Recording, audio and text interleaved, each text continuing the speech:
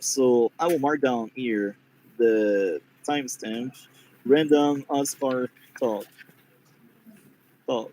So, Legends of Tomorrow second season. What did you think of this one?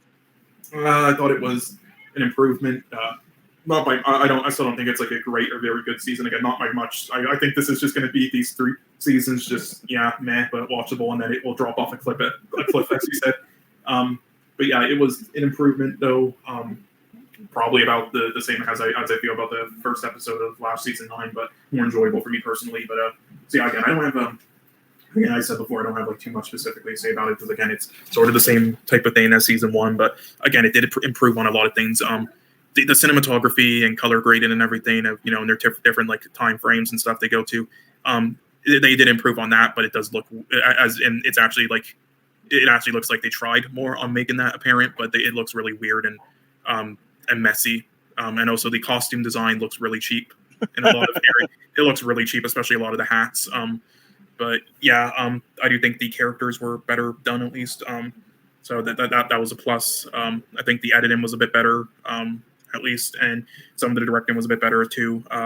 And yes, not all the writing was and some of the execution in the writing was solid this time. So yeah, it's there are some improvements there, and there's some even more weaknesses there. So that's kind of like what I thought about it overall. So definitely a slight improvement over season 1, and yeah, but still kind of just meh, like nothing special, nothing I'm gonna really remember. Really, it's just whatever. It's watchable, but So this was hands down my favorite season of the show. I think the villain were great. The Legend of Doom, and that was a very strong season for me. Later would be the Legion of Doom, just letting the legends alive in that alternate reality.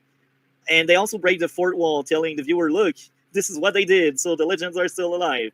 And yeah, that was a big issue for me.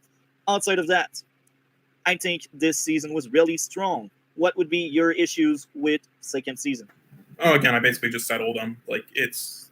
I mean, I said some of them prior. Like again, some of the execution is still shit. Again, just the cheapness of it, and with the costume design, it's just and the visual style is still a little whack. It's just confusing a lot of the choices they make. And again, I really don't know what the budget of the show was, but it really feels like they didn't have too much to work with. And if they did, then holy fuck, these people should never work in the film industry or show ever again. This is just Well, Firestorm cost a lot of money, and the Atom also, because they use a lot of CG with these two, and that's also why the Atom lost his suit in the third episode, because they wanted to save some money there. So yeah, like I think this is like their power set that really cost a lot of money there. Um, so yeah, did you like things in that second season? What did you like the most about this season? oh sorry. And what I liked the most was again for the most part the characters, and again there were improvements in the other aspects I mentioned. Like I do think the editing and directing was a bit more of an improvement there, and I just really enjoyed the topics this time more, like like the places they went to and the enemies. But I thought it was more interesting, way more interesting in the season than the season 1. So, who was your favorite Legion of Doom member? I don't really have one. Oh, interesting. Again, I just think they're all kind of just all right or solid. I don't really have a favorite. And how did you thought the betrayal of Ming was? Did you thought it was well done, poorly executed? I'm more in the middle. Okay, I thought like they did plant the seed of Ming betrayal, and I think that was really good writing there. But that's just me. Like him being the outcast among the outcasts, it felt real and true because now he was like the only thug, and Maya keep reminding Meg he's just a thug, but she also sees that Meg is a bit more, but she also encourages. She also like tell Meg you're an animal sometimes, and that really drove him to betray the team. And yeah, I think the new characters with Amaya and Nate, they are two great new characters. They replace very well the Ox. What did you think of the new legends, the two new legends, Nate and Amaya? Oh, sorry, what did I think of the new ones? Yeah, the new legends, Nate and Amaya. They were enjoyable for the most part, but I mean, I don't know how to say it. It's like, do you think they were completely needed in certain scenes that they were in there? Well, Amaya, I feel like she was a bit more thrown there, but Nate was actually very helpful. He is an historian after all, and he had a lot of material this season with closure with his grandfather and his family and stuff. And Nate, I think, was a good addition, and that also gives Ray a partner, someone he resonate with, and that's really good, I think. But that's just me. But I do think Amaya wasn't as needed as Nate, and she was just there to fill a spot in the ship, and that's how I feel. Yeah, that's what I kind of feel like with. I don't know. Actually, really good.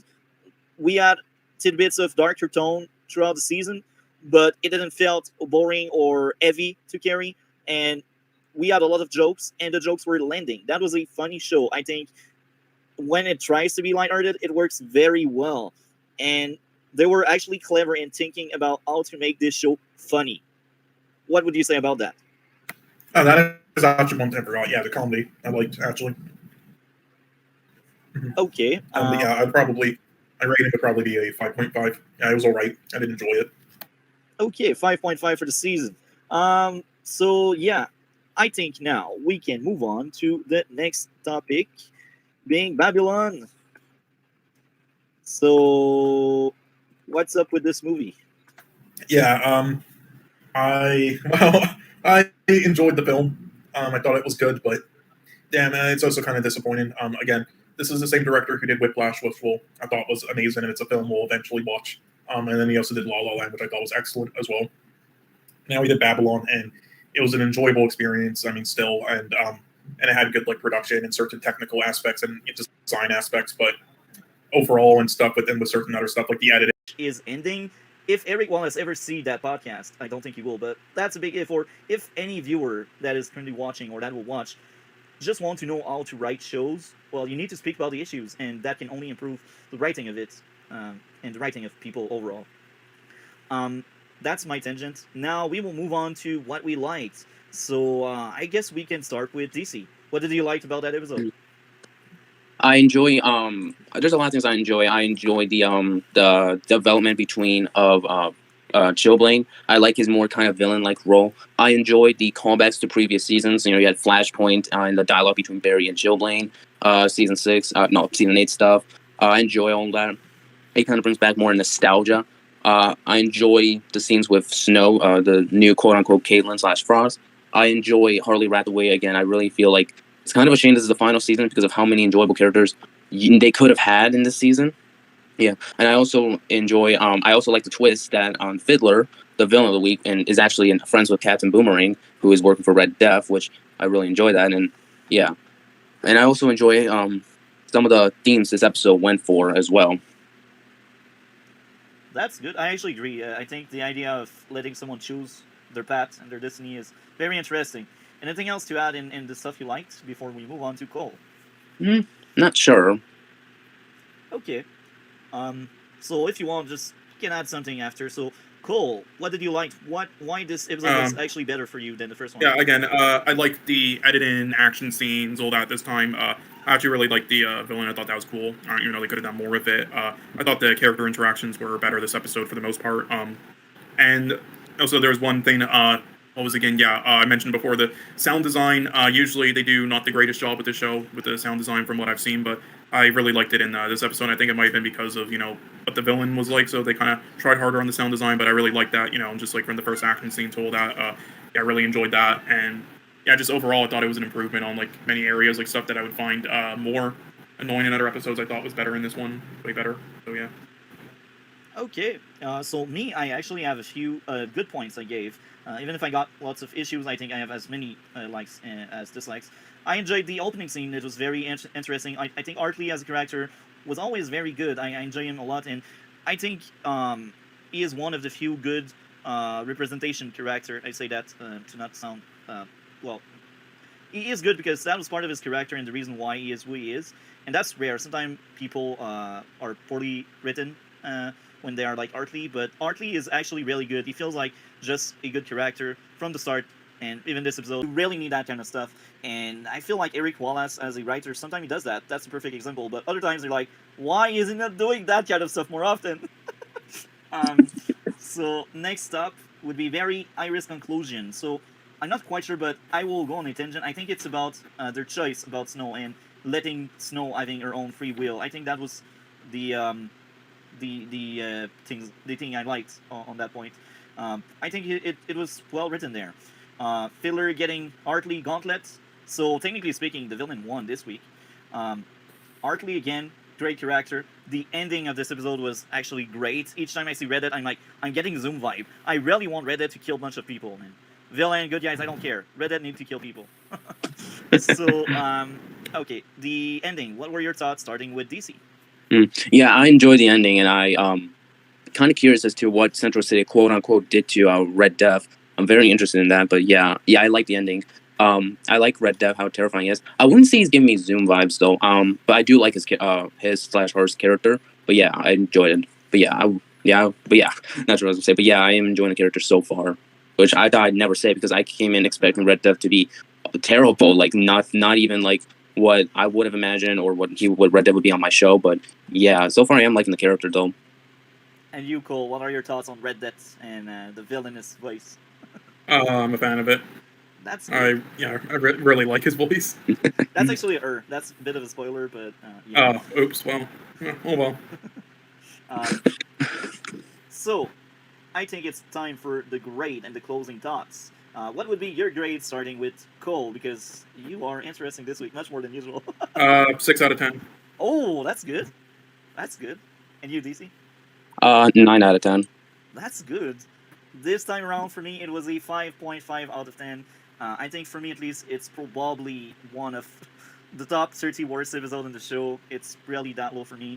Even if they are good things like Chester, I think the issues I have with this episode just drag down. Like, the episode drowned for me because of that. And it's sad because I really wanted this episode to be great because it had great moment, but great moment cannot always salvage the thing. So, any closing thought on The Flash before we move on to the 3 separate crossover we will cover today? I will take that as a no. So I will timestamp here in the chat where we are right now. So I guess we will start off the next topic. And now we will count each crossover as one topic. So this means the first one was Arrow versus Flash. The second one was Heroes Join Forces, and the last one was Invasion.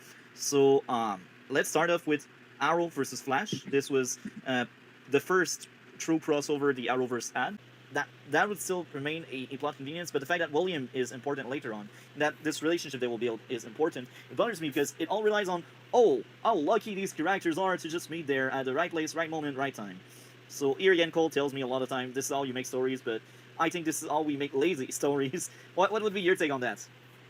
I don't have a major problem with it. Because I'm pretty sure William was probably going to get like some of the things. Because I actually have coffee every day. Sometimes a little bit too much. Like I remember one time I had like 7 cups and 3s in a row, but that's a different story. I think he was going to get like I don't know, like cookies, maybe like a cake, maybe some ice cream, but I don't usually have a problem with him like being at the coffee because I'm pretty sure he was going to get something to at least have. But yeah, I don't find it that much of a convenience because I think what is more of I'm not sure what's the right word, but like not believable is that they just somehow met after what like 5 years, and yet I find it more believable when like in a coffee shop. But like at least it didn't take place on like let's say a store or a mall. That is a little bit less believable, but I can see where you're coming from. Yeah. So next up, some of the dialogue was weird. Now this is especially an Arrow episode, and this is funny because in this season dialogue is awful. I'm rolling my eyes each time they tell you he changed, he is someone else. No, it's not because you wear another suit that you're changed. But in my notes, I don't see anywhere Savage. So either I didn't care, or I actually enjoyed him, and that's kind of shocking. The fight between Oliver and Hawk and with Flash, and that was a great fight despite the crazy plot armor on Oliver, where Oliver should have died. Yeah. Another thing, I think that was after the second episode, Oliver decides to go with Barry and the Ox instead of bringing everyone, and it made sense. It was actually good. It was in character for Oliver. He's like, too many people is wrong. And this is funny because he adapts and overcome, and when he realized this didn't work the first time, he accepts to bring everyone the second time. And this tells us that Oliver, if he gets a second chance, he doesn't fail. If he has prep time, he doesn't fail. And I like that aspect of Oliver. I think Oliver was always the rock and probably the best character and the best part of the Arrowverse, and this crossover just proved me right. Him doing that investigation about his son was interesting, and him having that kind of weird relationship with Samantha was good. Um, so the lore around Savage was fine. It was enjoyable. There was a lot of funny stuff in it. Jay saving Ari was really good. It felt real. It was entertaining. Um, there was a lot of action in this crossover, and that's really good. We also had a party at the loft. That was a very interesting party. Yeah, I think overall this crossover was weird because the Flash episode was bad. Well, actually, it was mediocre at best, and the Arrow episode was actually amazing. So, what would be your grade out of 10 for the entire event, or what would be the grades for each episode and then the entire event? Mm-hmm. I'd probably give the Flash one a 9. I also give the Arrow one a 9. But as a whole, 10. 10 out of 10. Oh, that's very interesting. So, for me, The Flash, Season 2, Episode 8, was a 6 out of 10. Most of my issues in the entire crossover were in this episode, and I was like, oh my, this will be a rough ride. And then came the second episode, I was like, oh my, okay. The second episode, I only had 2 issues, and this brings a 9.5 out of 10 score for me, because these 2 issues didn't weighted more than 0.5 for me. But here's the thing, just like the first crossover, I did not average the both, because I was like, it's a bit unfair, because one is mediocre, and the other one was actually a masterpiece. So I was like, what feels right? And I was like, 8 out of 10 for the entire crossover feels right, because we had a really bad, well, I should say a really mediocre episode, and we also had a really good one. So, yeah, that's my thought on the heroes join forces. So, I will mark down in the timestamp, except if you left the sequence, they're like searching for a weapon, and a weapon just happens to be there. I'm like, bruh, it's laughable. Why? Why are you doing this to me, show? They're just chilling in the ship, and oh yeah, it's not an armory or nothing. It's just some alley, and they just happen to leave a gun in the alley. Okay, whatever. I'm out. I'm too critical. And then that's funny because the Legend episode didn't add any issue for me. Okay, so these are my greater issue. And now I will say this. In this crossover, Oliver felt like Oliver. He is a douchebag. He is... if he doesn't trust you, you're not in the field with him. And if he trusts you, he will have your back. And this is funny how he trusts, at least at the start of the show, he trusts Barry, even if Barry lied to him. Because he understands Barry. He is like the only person, at that point, at least in the crossover, he's the only person that had Barry back. He is like the voice of reason, like, Barry, you're freaking right. And that felt good that Oliver was like that, because it felt in character, because he is lying to people, he knows the deal. You don't lie because you like to lie, you lie because you think it's the only thing you can do. And he has some empathy, something the other character don't have. And I won't have them against them, because every people react different ways to stuff happening to their lives. But Oliver had Barry back, and they even had a great scene where they talked, and Oliver was like, if I had the same chance as you, I would freaking do it. And that felt real. He also tells something at that point I don't think he has told anybody in the show, at least. He told Barry, look, my father killed himself in front of me so I could live. So he is able to trust people. He will not say that to a stranger. He doesn't say that to people. I'm sure at that point in the show, Felicity didn't even know that. And that was like one of the closest friend Oliver had at that point. Even Diggle, even closer than Felicity, Diggle, I'm sure he didn't know that. So that shows that Oliver is more than just one-dimensional, and this is great. This is the kind of Oliver I need. This is the kind of Oliver I want. So what are your thoughts on that?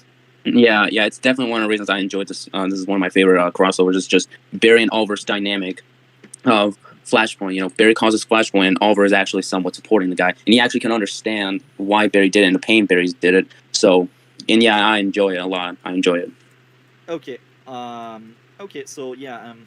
Cole is not. I will keep repeating. Like Barry and Oliver talk, and the Time Vault was very emotional.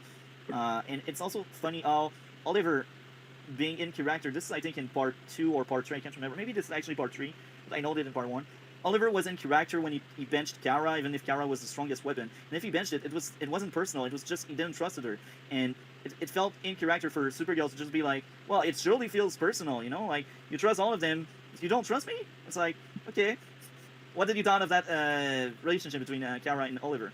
Yeah, I enjoyed it because it's kind of going. It kind of shows Oliver's disability to trust people, and it kind of shows Kara's and Barry's relationship. And I'm like, oh boy! And you can definitely see a lot of the chemistry between Stephen Amell and Melissa Benoist. And yeah, I enjoyed it. Yeah, I feel like the chemistry they had honestly was really really good. And over the years, I think the chemistry between Oliver and Kara has just grown more and more. But yeah, I definitely enjoyed that scene. I what made that scene so good is also what happens after the payoff. Like this is a seed of Oliver not being able to trust people, but this is also like leading to a great moment where Supergirl saves Oliver, and then Oliver trusts her and thank her without saying a word.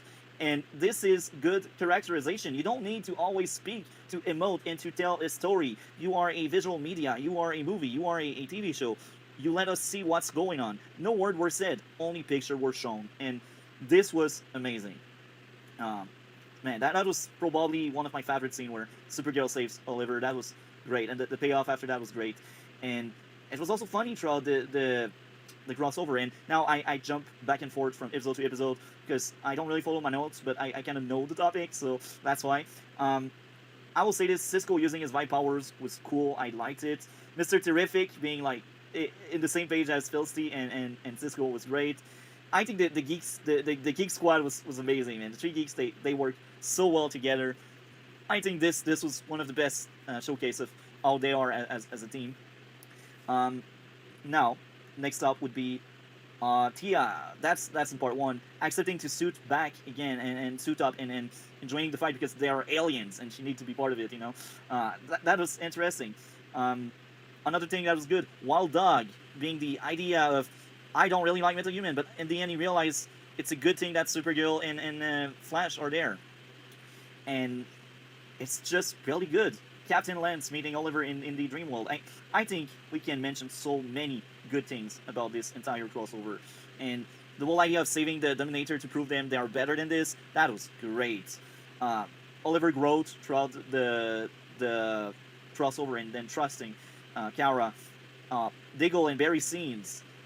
There's some kind of friendship that is established there, and it makes sense. The big fight versus the aliens.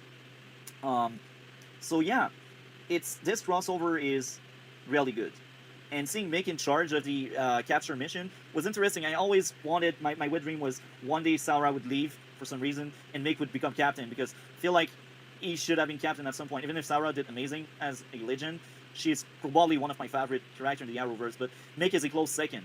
Each time Mick is in charge, I enjoy the crap out of it. Um, so yeah, this third episode was just great. The ending, the friendship being born, and Oliver kind of saying sorry to Supergirl his own way was interesting. It was in character because Oliver doesn't really tell I'm sorry, and it's the same thing with Waldog. And he did say I'm sorry, but I won't tell it to your face, and that's part of why I like so much Oliver as a character. Man. Not really, but I'll Not power really. through. Well, basically my ratings are the Flash ones I give around like a 4 or 5, I guess. They were decent. Again, the crossover stuff good, but the rest not so much. And then the others I didn't really like so much. I'm just not a big fan of Arrow and stuff like that. So like around a 3 to 4 out of 10, they were below average. Okay, interesting. So, I guess now we will move shortly to the movies, but I guess we will only cover one of the movies since you're not feeling well, or do you think you're strong enough to We can cover both, but what I'll be doing is the one topic I had planned. Can bundle Because yeah, them? basically, the one thing leading up to in March, I said I would cover the other two that are also like next to the biggest ones. And there's 3 of them. We covered one of them, and then there's the other, which is the BAFTAs. So I was just gonna show you that, but I'll save it for next week. So it doesn't really matter. So we have the Okay. 2 films. Now the next one will be very funny. I cannot wait for the guys to be back. Oh my, they're like really like 2 issues in a row that are quite funny. Bruh. Okay, so let's see when Cole will be back. I cannot wait to mention these 2 issues. I just cannot wait. I cannot wait. No. So the Flash season 9 so far is not that great. It's very sad. It's the final season of the show, and it's that disappointing. I just wished the Flash was more.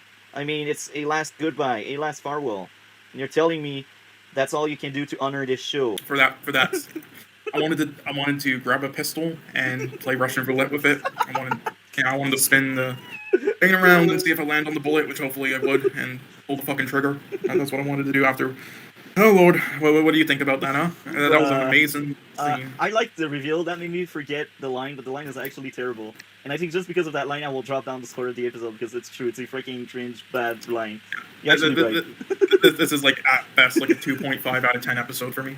I feel you, man. I know where you're coming from. I'm not as low, but just because of that line, bruh. My original score was a 6. I did thought that was a better episode than last week, but remembering that line, I am vengeance. That episode drops to a 5.5. I mean, that's how you want to end your episode. And so far, Reddit hasn't killed anybody. She is meant to be a killer, bruh. Come on. I want some dead corpse falling down. If they finish this season with Red Dead not killing anybody, bruh, Russian roulette. I don't get any of this. This is just fucking autistic. This is Ant-Man and the Wasp: Quantumania is somehow far worse than this. So. It's possible to be worse. Oh my. Yeah, it is. This is a really bad film for an MCU standards. By that I mean it's not as bad as other, because there's many bad MCU films. This is still, for me personally, a bit better where it's not terrible because, again, just certain filmmaking aspects and stuff and acting aspects. But yeah, Quantumania was fucking horrendous.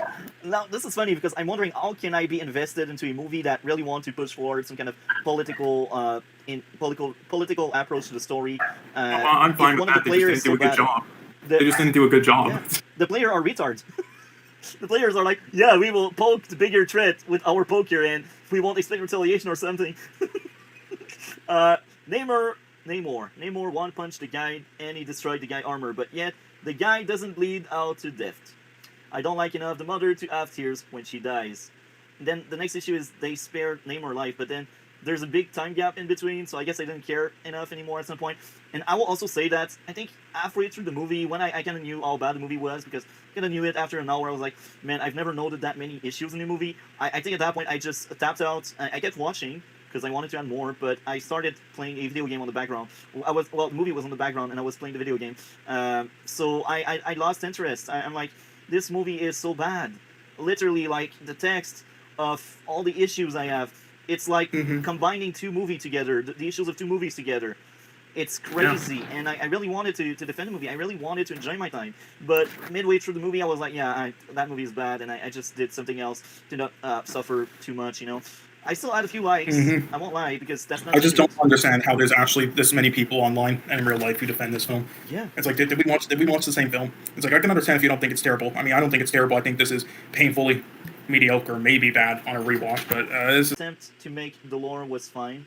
I think the lore was interesting. Shuri willing to self-sacrifice. For once, they kind of made her interesting and relatable a little bit. She was like taking him to the den. It's a trope. It's a cliche. Yeah. Too bad her performance was still terrible, but I agree. That was a terrible performance, but I'm sorry. There is no way in this fucking universe she would survive that. Yeah. Did they even show any blood at all? No, they didn't. God, Jesus fuck! It's like I see more fucking blood in like a small ketchup packet at McDonald's. Jesus Christ! So I will say this: I don't remember seeing music in my dislikes, but I remember hearing a lot of music and being not feeling anything about it. So I feel like it isn't garbage. It's just completely forgettable. Yeah, like I mentioned my likes music once, but I marked down sometimes. So this means other time I just didn't care about it. Yeah. It didn't land well. But sometimes it actually... And like again, the first film did it so well, even though, once again, just like the Angela Bassett's performance, it wasn't anything special where you don't understand this praise and award stuff for it. It did a good job, so the fact that this is such a downgrade, it's like, damn. And not bad, just for completely forgettable. I don't remember any of the music. The only music I remember in this film is the one song itself, which is terrible. Yeah. So, next up, I will admit, it's more unique than most other MCU. I won't lie to that. Yeah, but there's only one reason for that. What? Because they knew with what they were doing, like with what the first film represented. With So yeah, his neighbor is doing weird stuff. His neighbor is quite annoying, but he will be back. Fucking neighbor is fucking knocking my fucking door again. Jesus fucking Christ. Oh well. Anyway, I'm gonna. You should have a sign saying "Do not disturb" on Tuesday. I've told them that. I said, Tuesdays, please don't knock on my door or fucking start having arguments at night. And again, this happened in Canada. Again, I had some fucking annoying neighbors who would just argue, and this has happened again in Costa Rica now. But anyhow, but yeah, in the first film, again, with everything it represented, you know, with black culture and everything, and how everybody felt about it and the praise, and also it getting over those awards that it did not fucking deserve, but whatever, and fucking getting nominated for Best Picture, and then also Chadwick Boseman's death, tragedy and everything, and then them killing off T'Challa stupidly. They were forced their hands. They had to try to do something different, not make it your typical MCU film. Try to make a real film, this time with the long run time, the tone, the budget, having a bigger budget for it, the 300 million in advertising, trying to make some like celebration thing of just like in general of like black culture and everything, and the ensemble cast. They had to try. Yeah. So that's the only reason why. It wasn't because the film did anything special where it's like, yeah, this is different from other MCU films or the director had a vision or anything. No, it's because Kevin Feige, for once, just fucking untied them from the fucking shackles of just every fucking MCU movie is attached to, and it's like, okay, you can have a little freedom for once because kind of have to. Okay, bye. So that's all. That's the only reason why. And everything, I liked in some acting and everything. It's not completely like horrendous or anything as like Quantum Mania or whatever it was to me. It's just, but it's a film I hate with a passion because of all the things I mentioned and what this film represents with their stupid decisions, and with T'Challa and Chadwick Boseman and all the flaws. But again, still some positives like that. And despite saying shit about like the cinematography and everything and the lighting, there were other moments where it was good, and they did some. And again, this is only because Kevin Feige allowed it, because they're like, okay, with everything behind this film, we need to try to do something like this for once. So I'll loosen the ties or whatever the fucking.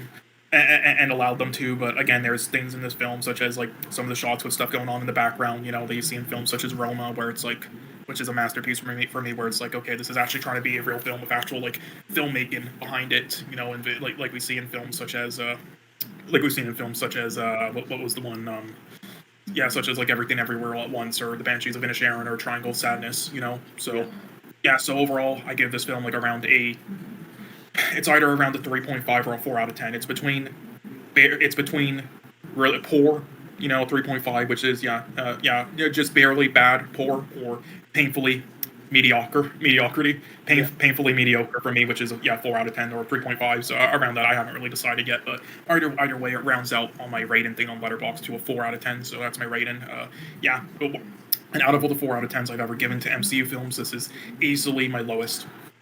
Yeah, like as I said earlier, I remember watching and not really liking Captain Marvel, but back in the day I wasn't as critical as I am right now, and I think if I was, I would still think Captain Marvel would be better than this. I don't see any movie being worse than Wakanda Forever, and I really wanted to defend this movie. I changed my whole... I think Captain Marvel is worse. Captain Marvel is the most generic film ever with no point. There's no chemistry with the actors. It's just all terrible and a bore to watch. Like, I don't care about all that shit Brie Larson said and everything around it. Like, what she said was stupid and everything, but whatever. I mean, separate the art from the artist. Other people worked on this shit, but no, it was just a terrible, like, a soulless film, though, and she was terrible in it, and as Captain Marvel. But yeah, I still think that's worse than this, definitely. I don't think it's the worst MCU film either, though. The worst for me, before it used to be like a three-way tie between Ant-Man and the Wasp, Captain Marvel, and Thor: The Dark World. Now it is Eternals. It's a disaster. When we will really dive deep into MCU once we are done with DC stuff, I cannot wait to speak about these movies. Most of them I've either seen them only once or a few times. I've seen every Iron Man many times because these were my favorite ones. Seen the Captain America ones many times as well, but these are like the only movies I've really rewatched. Yeah, those are some of the best ones. There was one other one. What was it again? Guardians of the Galaxy 1. You might know. It's one of my favorites. So I enjoyed it. Yeah, it's also one of my favorites. I didn't like the second one as much, but yeah. The second one's weaker. But Eternals also had a bunch of like anti-wokes bitching about it for certain things it did. Yeah. Like, the fucking, like, over having a gay character and them kissing. It's like, and the funny thing about that is all the things they complained about were actually the best parts of that film. It's everything else that makes it a dumpster fire. It's hilarious. And all the Barry Keoghan's in it, and I'm just like, I feel so bad for you. And he did that before becoming the Joker in the Batman. And we will also cover, like, DC movies, man. I'm telling you, we will have a lot of hours of roasting stuff. So, yeah. I think now it's the right time to move on to Woman Talking. I care for it. Okay. At least, I guess it was entertaining. Flash versus King Shark. I enjoyed it. Oliver versus the Ninjas. Okay, but the visual effects was... Did you like the fight with Oliver versus the Ninjas? It was entertaining. Again, all these are entertaining. I just don't... The choreography was... So, yeah, I thought that crossover was very funny. What did you think of the humor, the fun stuff? Did you like it? Did you dislike it? It had the best humor. I still wouldn't call it, like, funny. These shows, there hasn't really been, like, anything that has, like, really made me laugh. Like, even outside of the odd joke, even Stargirl, it's like, it didn't really make me laugh at any points. It made me smile a bit, but yeah. It made me smile, a few times here and there, so yeah. I liked a lot Barry and Oliver dressing up for the wedding. That was a friendship moment between the both of them. I think Barry and Oliver works very well together. They are like the best part. Each scene they share, I feel like, are top tier. Oh yeah, they're the best parties. Next up would be Mick. Mick was amazing in this crossover. I think that was like one of the best Eat Wave. Mick Eat Wave, bruh, that guy is the greatest of all time, the goat. What did you think of Mick overall in the crossover? He's definitely one of the best parts. Comic relief. Yeah, where would I rank him with the rest of the character? And him being that badly injured and his relationship with Jax overall. What did you think of that?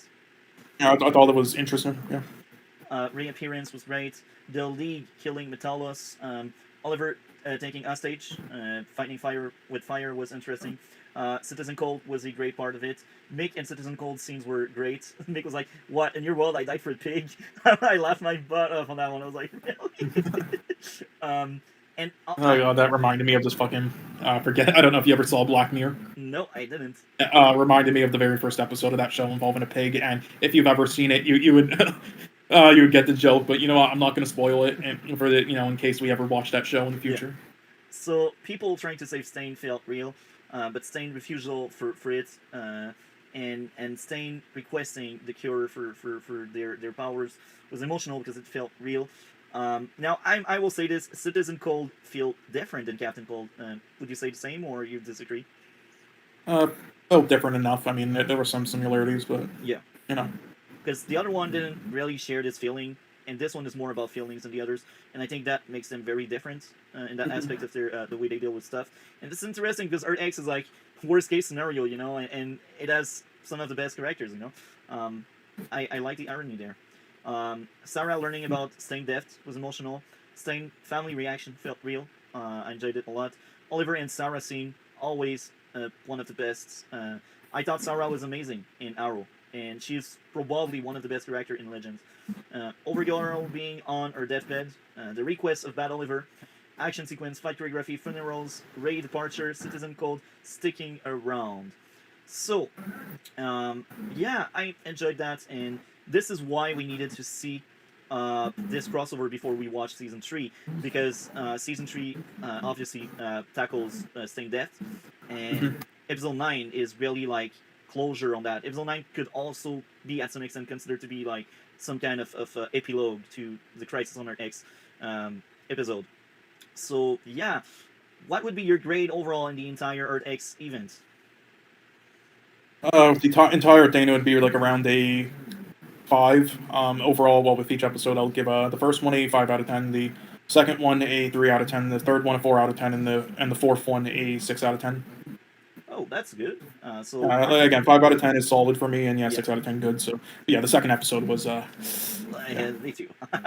Me too. That was a low point. My grade would be 9 out of 10. I say that because Invasion for me was a 9.5, and I do think Invasion was just a bit better because Invasion served very well the main character being Oliver. It served Oliver the best, and I feel like there's less beat to the characters we really care about. Like, I won't say it's a filler thing, but Oliver didn't really change in that event. I feel like the other character did change. Like, the perfect example would be Jax because he lost a Stain, and that's pretty much the biggest change we get with characters.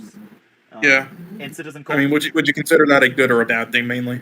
Well, that's a good thing. We need some change, but I feel like they should have given more material to the characters, But I think Stain dying really lifted up the episode much higher, and the crossover overall was much better because Stain died. Yeah. And Stain death makes season 3 even better at some extent because they tackle that trauma that will create very well in the 9th episode. So yeah, I think I enjoyed it a lot.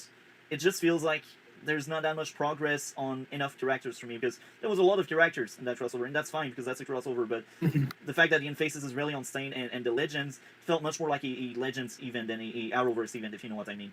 It's not really bad per se because you still give material, and it's still important because Stain dying does matter. Like Barry, he looked up to Stain, so it's also like showing us that nobody is really safe in the lineup, and it happens in a heroic way with one of the main characters of one of the shows. So it's not filler, but like they could have given more material to others. Like maybe Kara and Alex, their sister, maybe they also got a bit material there because they kind of grieve their own relationship they lost in their own show. So to some extent, they're also well served by by the show, but Barry didn't get that much, and Oliver didn't get that much. But yeah, I still think that was a strong event. I enjoyed it a lot, and I think we are done talking about Crisis. Except if you'd like to share something else. Uh, that's about it, I guess. There was one other thing I was going to mention, but I guess I forgot about it. Yeah, I don't know, but all I'll say is, oh yeah, I forgot. Which character in this was your least favorite? My least favorite would be it's hard to say.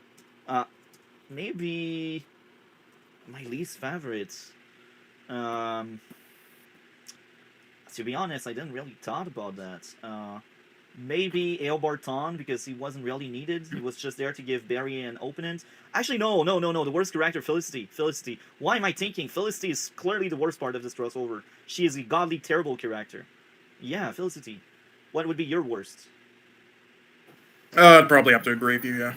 Yeah, Felicity. I can't believe I almost forgot about her. So that's why I think it's a good crossover because I almost forgot how bad she was because everything else was good. Yeah. Well, anyway, so yeah, I guess we can move on. But before that, yeah, I'm gonna grab something for a 1 minute again. So Okay. yeah, So but I will you can go do on. like. Okay, so next topic was one of the best thing, and you can also see how Oliver is willing to give his life for the future because he sees him as being some kind of relic to the past, and Supergirl and Flash are basically the future. And it's true because he's the oldest one in the group, and he's been doing it for like at that point like 12 years, 13 years, because he spent 5 years on the island, and that's like season 7 of Arrow, so it's like he's been doing it for like 12 years, and at that point the Flash has been doing it for like 5 years. So he's really like the big daddy of the group, you know. And yeah, I just like Oliver as a character a lot, and among like the CW and within his own show, he is one of the characters that got the most growth, and you can feel it with this episode there. Um, so yeah, I still had a few issues, just like the others. Um, I will basically say all of my issues throughout like the 3 episode as one because that's a crossover.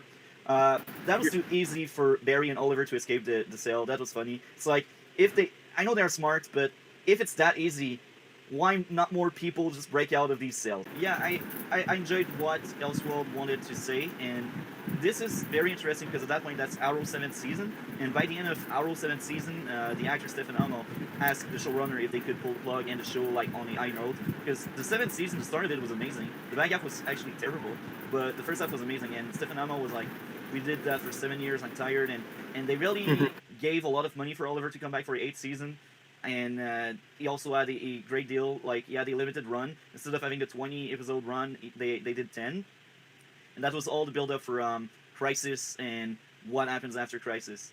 And they also tried to set up a spin off that never happened, and I'm glad because the lead actress would have been terrible in that spin off. Anyway, yeah, like that's funny to think about that because here in season 7, Oliver got a lot of growth in the crossover in his own show.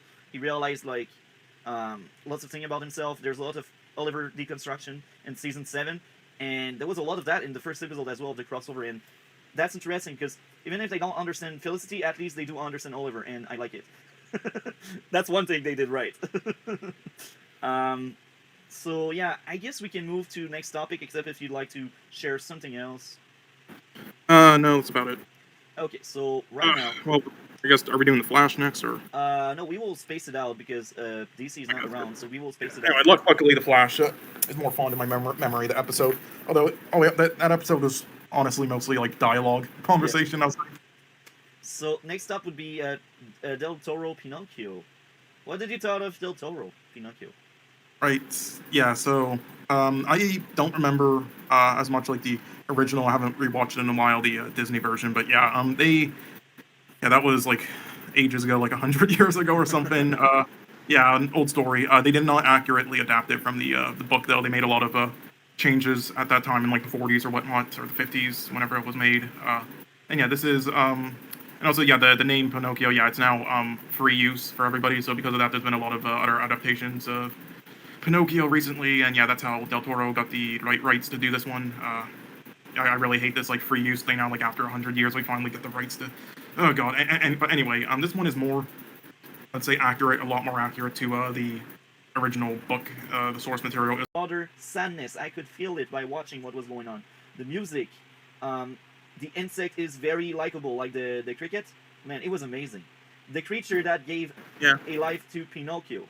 Uh, that's a very likable creature. Pinocchio is very likable. It's very funny. Yeah. The church And- scene was hilarious, man. There are many Yeah, and moments. especially after that, like, hey, why do they like them and not me? Like, he's made out of wood too. Yeah, Like, that's what the kid would say because kids don't always understand everything. Yeah, Sometimes- and again, the design there, like the afterlife character and like a life and death, that was fantastic. I really like that. Yeah, and Pinocchio first death and the explanation of him each time he dies, it takes longer to come back. That's magic, and they set up the rules, and they do respect the rules. And the one time they break that rule at the end of the movie, it comes at a very high price, giving weight to what is going on. And this is a good way to make you invested. And it's just very smart. This movie is made with care for probably the books. I haven't read the books, but based on what you said, it's made with a lot of love for the books. Yeah. Again, I don't think I haven't read the book exactly either, like completely. I don't know completely about it. I just know of a lot of elements in it. And I don't know if again, it might just be Del Toro's like original vision with the him deciding to like make it like a fascist Italy type thing. Like I don't know if that's in the original story, but I know like all the elements, a lot of the elements to like like how it plays out, like how it's how it started with his son dying and then bringing it back to life and with like a spirit and stuff. I know that's from the original source material that the original Disney animated film didn't really do, and then the live action one did a bit of, but that was just a heap and pile of fucking shit. So let's not talk about that. Cool. The cricket speech and the cricket self-sacrifice on his wish to save Pinocchio.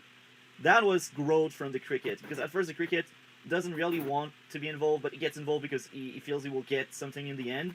But in the end, he realized that something is meaningless. It doesn't have any meaning if nobody really cares or likes him. So the cricket decided to sacrifice his wish to save Pinocchio. That was poetic. That was emotional. That was great character growth. I just wish sometime other movies would do that. Like They're too afraid. We spend time with these characters. Don't let them remain the same as when they first started. What do you mean? Listen, She-Hulk had great character growth, all right? Yeah, sure. She learned that she can deny reality. Oh my! And then they say kids shows are for kids. It's like depends which one. Anyway, I think the movie had a perfect ending. Perfect ending. I don't see any other ending. What did you thought of the ending? Yeah, again, it was perfect. Wouldn't have it any other way. Definitely hit the nail there perfectly. Perfect. So, what would be your grade for the movie? This would be around an 8.5 or 9. Yeah, really loved it. I gave this movie a 9.7 out of 10, and I think it's probably the best or my favorite 9.7 I've given so far. I say that a lot, but it's freaking true. We see so many really good movies, and when I give 9.7 to something, it means I really liked it a lot, and I think in the future I see myself rewatching that movie because that movie is amazing. Like, if I ever have kids, they will see this movie. It's just a really good movie. That's it. Yeah. So, So which ones? I guess. Was there anything else you had to say, or? not Yeah. really. Scrod, don't flip inside again. I was rolling my eyes. I was like, what am I watching? What am I watching? Red Dead, awful dialogue. Awful line. Terrible dialogue. Chester Allegra, I don't give a shit about them. How did Keon knew Iris was pregnant? Plus wants her to know it. That's the response. Oh my, that episode was so rough. Before we move on to a few things we may have liked, I'm wondering if guys have other stuff to add and issues and stuff that went wrong with this episode. Nah, I think you've listed all my issues because I literally forgot all that stuff. I literally forgot about the whole pep talk thing, and yeah, thank you for reminding me. But just know they're very big negatives at this point. And you, Cole, anything else to add? Because now I will move on to the few likes I have, because I will admit there are a few things I actually liked. Yeah, no, I have really nothing else to say. Okay, so what I liked, I thought some dialogue and sometimes it was funny. Some scenes were funny. I will admit it. I can't remember exactly what because that episode is a blur, but I remember having a few laughs here and there. Fight Flash versus Red Dead. Look, it wasn't the best CG and stuff, but I enjoyed the fight because there was some action going on, and I'm like, this gives some vibes from the first 3 seasons where we had speedster fights. But that's cooler because Red Dead, he was like Batman tools and stuff like that.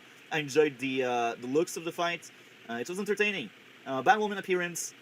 It's a bit disappointing that she has like 2 minutes of screen time, but I will get what I get. I do like that character and the actress. The show wasn't great, but she was trying her best, and here again, she was trying her best, and I like that. Fight choreography could have been worse, aka Gotham Knight. um, Joe, goodbye party. Because now it's clear for us viewer that Joe won't be around anymore. Chilblain and Barry scene where Barry basically tells him everyone does stupid stuff and you're still part of our family and our team and stuff. I think that was interesting, and moving forward, I really hope Chilblain will be part of Team Flash and bring something to the show more than just being there for the sake of it. We had another funny thing by the end. I can't remember what. So that's it for me. That's what I liked in this episode. Is there anything you liked, DC, in this episode? I mean, I like the rogues, especially Goldface, Pied Piper, those guys. I like Yeah. some. I like that they brought back Gorilla Grodd, even though I do have a negative with that. I like Barry's final fight with Red Death. Apart from those are the only positives I have. Okay. And you, Cole, do you have any positive, neat things you liked about episode 5? Is it all negative? Cool. Are you there, Cole? Maybe he's talking and he doesn't realize he muted himself. Something this happened. Maybe. Or maybe his neighbor are doing stupid stuff. Because his neighbor are stupid. Yeah, or maybe his neighbors just are forcing him to watch the episode again. Okay. We are not that far, guys. So you missed it because I don't know what happened to you, but you missed it. But DC gave 3.5 out of 10, and I gave it 3. So we are not that far away from each other, you know. We meet here. The entire graphic novel, DC gave it a 1 out of 10. What would be the grade you would give? Yeah, 1.5 still. I think I would give the entire graphic novel actually a 3. Yeah, I think I will give it 3 because I enjoyed a lot the first episode, and I think it's unfair to say like it's terrible. Well, it was terrible actually, but I feel like 3 out of 10 is well earned, you know. So yeah, for me that's a 3 out of 10. The Flash. So now I timestamp this season 9 episode 5. So When you have a personal situation, obviously it would be pretty uncomfortable to watch. But I'm not sure if I would put that in the negatives still. But then again, that intro was so bad and cringeworthy. I don't know what to say. It's like, oh my god. So my overall thought, man, that was bad. At first I was like, okay, this is bad. And then the more I thought about this episode, the worse the episode became. I was like, it's better than 5, right? Yeah, it's better than 5, but it's still not really good. And it's funny because that episode could easily end up being in F tier for me, but just because it was better than episode 5, I thought that would be unfair to place it in F tier. So it's still like a really bad episode for me, and I did consider the idea of placing it like in F tier, like filler tier, like trash tier, you know, because that was bad. So I guess now we can dive deep into the episode, the issues, and the likes and stuff. I think Cole already mentioned a few dislikes. Is there any other dislikes? Yeah, I kind of mentioned most of it pretty much overall that I have to say about it. Really, everything just characters, writing, all that I don't like at all. Yeah, again, I was just giving it the benefit of the doubt at first, saying, okay, I don't know really anything about this character or the context, so I'll say it isn't great, but that it isn't terrible. But yeah, now that I heard you guys talk, yeah, okay, it's safe to say, yeah, no, it was just really bad, and because I was painful to get through for me, but yeah, yeah, I'm still gonna give it a better rating than than episode 5, but yeah. What else is there? Yeah, the music, fuck that. The sound effects, fuck that. Lighting, fuck that. The direction was, I don't know what happened with the director there, but I mean, not that he's done a good job on the show as a whole, but directing there specifically was holy fuck. Was it directed by Eric Wallace? I'm wondering. Oh, that makes sense. Maybe that's the showrunner that directed it. I'm actually curious. I want to see who directed the episode. So right now I Google it. I want to see who directed season 9 episodes 6, right? 6. Couldn't even make the interrogation stuff look good. Like, even in the worst stuff I've ever seen, like the fucking Bye-Bye Man, those scenes in particular, they somehow make look alright, but even that, they didn't. That's not, Eric Wallace, I'm surprised. That's Chad Lowe. That's the old man. Jesus. Okay. So, yeah, Look, this episode I really wanted to give it a fair shot, like any other episode of The Flash. But I feel like it's the kind of episode like that describes Eric Wallace in a nutshell, his run as showrunner. That's why I thought he directed this. But yeah, okay. I guess we can dive deep into issues. What would be your issues, DC? Honestly, given that I just straight up quit after the intro, like 2 minutes into it, I don't know. I guess everything people have been saying, because I mean the fact that this episode really doesn't focus on Barry half the time. That's pretty negative. Focus on that sooner or later. This is the final season of the Flash. We're gonna have an interlude. Like, really? Yeah. What? Yeah, I was wondering if I was still watching the. I'm not joking. I actually I had to exit out of my full screen and check if I accidentally clicked on if it took me to another TV show that the CW did. I had to check if it was still on the Flash. Wow. Wow. So here are my dislikes. They try hard to be funny when it's not. Oh my. Oh my, oh my. This is Eric Olas in a nutshell. Chester Allegra, I don't give a F. I'm so tired of their romance. They don't have chemistry. I don't like Allegra character. She is the worst thing the show ever had. I'd rather watch season 7 over and over again than watching more of Allegra stuff, you know. I really hate Allegra. I cannot stand her character. The dialogue is bad. Cool. Out of 10. I'll give it a 1.6. How about that? 1.6. Okay, that's accurate. That's a bit better than the previous one, you know. And you, DC, what would be the grade out of 10? It seems like I'm the only one who would give out the lowest score, because I'm actually gonna give it a 0. It was that bad. Looks like Okay. You're right. You're the lowest. Yeah. So at Again, first, maybe if I knew about this character, then I would give it a 0 because it was completely unbearable. But I'm just because of that, I don't feel it's right. so at first, when the episode first ended, I was considering a 5.5 out of 10 because of my ranking system and my grading system. But then I thought more about the episode, and I'm like, I gave 5.5 out of 10 to much better episode in the past. Is it really fair for the others? So I decided to knock off an entire point again because it was freaking filler. So the final score I gave would be a 4.5 out of 10. It's filler, and I already mentioned my issues. That's a really bad episode, and if I ever rewatch season 9, I don't think this will happen. It will really need a good back half, but if I ever rewatch this season, I will just skip it. This episode is pointless. It's not a good one, and it reflects very well Eric Wallace's run because he likes so much to steal in Allegra. They're like the main 6 episode of this final season.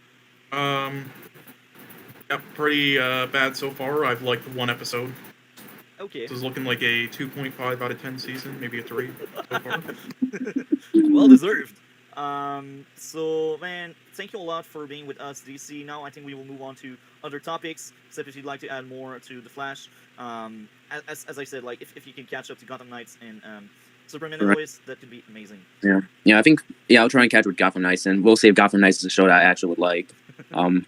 I really hope I enjoy it, so that way we can make the conversation more interesting. And I'll see if I can catch up with Superman and Lois, because it's like you've always said, it's interesting when you have other people have. And most people would say, "Oh, Superman and Lois is one of the best shows ever." I'm like, it's not the best, but yeah, I'm really hoping I can catch up. But yeah. So next week, yeah. Thank you, here again. Thank you. It's always amazing having you. You are a great regular among us. Man, take care of yourself, and we will see each other next week, I guess, with Gotham Knights and Superman and Lois. Take care of yourself, man. Have a good one. All right, same. You too. Bye. So, Cole, it's roast time. We start off with Gotham Knights. Do you want to start off with Gotham Knights? I mean, no. I guess. Okay, well. Or you want to start off with the movies? Gotham Knights. Okay, let's see. So first off, the shots in the opening alone already looked garbage and made me want to turn it off. It was hideous. Then yeah, the lines that bitch was saying was born, and I did not care at all. Whatever. It was like somebody just came home drunk after a night at a gay strip club. It was great. The cops falling for that radio shit fucking killed me. And I know you probably hated that. That just was when I wanted to turn it off right there. The character didn't even put effort into doing two different voices when he was doing that radio shit. Oh my god. Yeah, every scene with that bitch who I don't know, is supposed to be Joker's daughter or something. Whatever, that bitch looking like she's on acid. One of the criminals. It was annoying. She's not funny. She's not a good actress at all. She just looks autistic actually. And I don't mean that in a negative way to autistic people. I mean she actually just looks unintentionally autistic in every scene and not good, not funny, not good at all. She's like fucking Margaret Robbie as fucking. In the fucking Suicide Squad films again, and in Birds of Prey, just oh he I'm so random, haha, girl, and it's not good. It's not. I was getting sleepy after that police officer at the door scene, so that's why I kind of stopped there. So let's roast the crap out of it. The dialogue is bad. The music is bad. character being dumb enough to play with guns. This is in the room. They're like, oh look, that's Chillblain gun. Let's place our fingerprint in it because we are smart kids. Then leaving the gun behind is laughable and unbelievable because the prints are over the gun. Like any smart people would be like, I will bring the gun with me, so this way I just don't leave it behind with my fingerprint in it. But hey, this is CW, this is Batwoman writer, because I'm not joking, these are the writer that worked on Batwoman. So she just that makes sense. she just left the gun behind. Well, why does that not surprise me that these are the same writers? The cops not being able to defend themselves versus kids is unbelievable. Okay, fight choreography. Now I need to roast the crap out of it. Look, Supergirl. Now, take me seriously even if I mention Supergirl. Supergirl had Alex Danvers, a woman that is slim, not muscular, and she had a few fight scenes here and there. And when she wasn't wearing a specific suit and when she didn't have superpowers, she struggled against men. She wasn't flipping men around. She actually lost a few fights, and she got saved sometimes here and there. But Gotham Knights, all these very mannequin-like girls that are like 90 pounds can flip guys around the way they do? What the fuck? Do you know how hard this is to lift someone weight? Like, it's not dead weight. It's really heavy. Lifting someone, flipping someone like that, it's heavy. So you're telling me these slim girls that don't have any muscle are able to like just overpower all these men? I'm like, what the fuck? Supergirl did it better. Yes, fight choreography was better in Supergirl. I said it. And another show that did it good, but this is no surprise. Jessica Jones. Remember Trish? She had martial art training and stuff. She still got overpowered by a cop in the first season.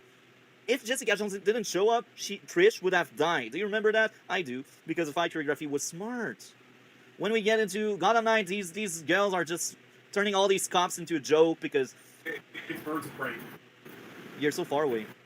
So yeah, it's one of the worst premiere. Even She-Hulk had a first episode that went better than this. I remember. It will be fun to tear apart. Gotham Knight is so bad. It's as bad as everyone thought it would be. So I guess I don't have much more to say here. What would be your grade out of 10 with this first episode of Gotham Knight? Cole? Are you there, Cole? So I guess I will give my grade out of 10 because Cole seems to not be around. Gotham Knights. Okay. I will give to this first episode of Gotham Knights, I will give a 2 out of 10. And I'm being generous here. Because if I was really following my grid, it would be much worse. So, Cole, are you there? This gets a 1 out of 10. You give a 1? Yeah, 1 out of 10. Easily. Okay. So, any closing thoughts on that abomination of a series premiere? I'm very excited to watch more of it. To roast it, that's a good addition. I can. Alfred, don't know. They didn't get the right or what? That's my question in my notes. Dialogue is shit. I doubt they did. RV's conflict of interest in the case, but he's still in it. But yeah, pacing again. Teenager being able to escape the police custody was unbelievable. It was laughable. The kids being able to the kids being able to overpower adult didn't make up. Didn't work out. Yeah. All convenient that everyone is on board to frame the kids. The guy just stood by Robin waiting to get it. Robin being able to take down many grown adults at once. Does she have super strength or something? Why does she cry at the end when she's telling the story of the Court of Owls? Yeah, she had tears when she was telling that story. I was like, I was rolling my eyes. I was like, is it funny? Should I laugh on how bad this is? And this is another Wakanda Forever scenario where I'm in the minus because of the issues.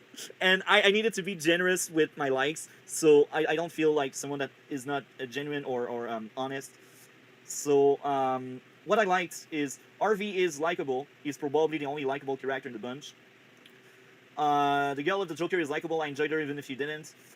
Entertaining when there was action. Even if the action was trash, fight choreography is godly awful. I will say this, I was entertained. Even if it was really bad entertainment, I was entertained. So yeah, it's one of the worst premiere. Even She-Hulk had the first episode that went better than this. I remember. It will be fun to tear apart. Gotham Knight is so bad. It's as bad as everyone thought it would be. So I guess I don't have much more to say here. What would be your grade out of 10 with this first episode of Gotham Knight. Cole, are you there, Cole? So I guess I will give my grade out of 10 because Cole seems to not be around. Gotham Knights. Okay. I will give to this first episode of Gotham Knights. I will give a 2 out of 10, and I'm being generous here, because if I was really following my grid, it would be much worse. So, Cole, are you there? This gets a 1 out of 10. You give a 1. Yeah, 1 out of 10 easily. Okay. So, any closing thoughts on that abomination of a series premiere? I'm very excited to watch more of it. To roast it, that's a good addition. I cannot wait to roast it even more. Yeah. It's like the kind of shows you're just like, oh yeah, I'm watching it to laugh at it because it's laughable how bad this is. So, because we suffered through The Flash and Gotham Knight, we deserve to speak about something that is actually still very good. Superman and Lois Season 3, Episode 1. Did you have time to watch it? Yes, okay. Yeah, there's really only one other, out of the episodes or shows, there's only one other thing that, again, it was just that one Flash episode, and then the Legends of Tomorrow thing is the only other thing I don't really have too much to say about it, and the only reason why is because my opinion on it is kind of the same as Season 1 and Season 2. Okay. Just, whether it's better, in my opinion, or not. But yeah, I have some things to say about Superman and Lois for sure. After watching all that shit, I have a lot of positives about this. I wasn't the biggest fan of this episode and the tone of it, in comparison to most of the episodes of the show so far. This wasn't the greatest episode and to start off Season 3 for me, but I say Bruno Mannheim because that's the same actor as the villain at the end. So it's interesting that he ties into Jonathan's storyline already. And at that point, we don't really know it's Bruno, but I knew it because I recognized the actor. It's the actor that played a supporting villain in Arrow. So I recognized the actor. I was like, oh, that's Bruno Mannheim, one of the villains this season. John and General meeting. That's probably after General Lane basically told I forgot her name, Natalie. That's basically when he told Natalie he wanted to recruit her. Cal, I guess he's there chilling. It was funny, the bedroom scene with the girl. The video about Jonathan, I can't remember that. Oh yeah, it's in the party when they were watching Jonathan and Jordan growing up, Yeah, on the screen. Yeah. Come on, what do you call it, the projector? I can't remember. Yeah, I know what you're talking about, but I can't remember the name. Her pregnancy is a thing, but maybe my understanding of English is not that amazing because then when I watch reviews, they're like, she has symptoms, but she's not. So that's why I'm confused right now. Is she? I think I think what they're saying is, they're just saying she has symptoms. I don't think that. I think they just said she has symptoms of pregnancy, but that was all. So I think they were just confirming it there. I don't think they didn't say she wasn't ever. Yeah. So that's something we will need to look into next week, or I should say this week because the episodes are tonight. So yeah. It's the night. Sure. Yeah. Tuesday night is Gotham Night and Superman and Lois. And Wednesday is The Flash, but this week The Flash is on break. So this means the next time we cover The Flash is 2 weeks from now because they air on Wednesday. So yeah. I think we covered a lot of ground with Superman and Lois. I mean, we did speak a good chunk of time about it, and there's not much more I can add. Even if I liked it a lot, I covered every point. So I guess we can move on to the grade for this episode. Is there anything else you'd like to add? no, that's about it. Yeah, for me, it's around a 6 or 6.5. Really good. Just minor issues here and there. I hope the next one is great. Yeah. Keep building up from here. So I gave this episode a 9.7 out of 10 because my only issue is not that bad. It could be much worse, and I'm looking forward to see more. I enjoyed this season so far, even if it's only one episode and it can go downhill fast. The first episode is good. I liked it a lot. So I guess now we can move to the 3 movies, and we will keep Legends of Tomorrow as another topic after the 3 movies, and as the final topic, we can cover the awards and stuff because I think the show happened last weekend, if I'm right. Yeah, that's at the end of the movie when they are all about to die, but then the queen basically called all the trolls to her, and that was godly terrible. Now I still had a few likes, Hey, listen, we're all humans here. Let's talk it out.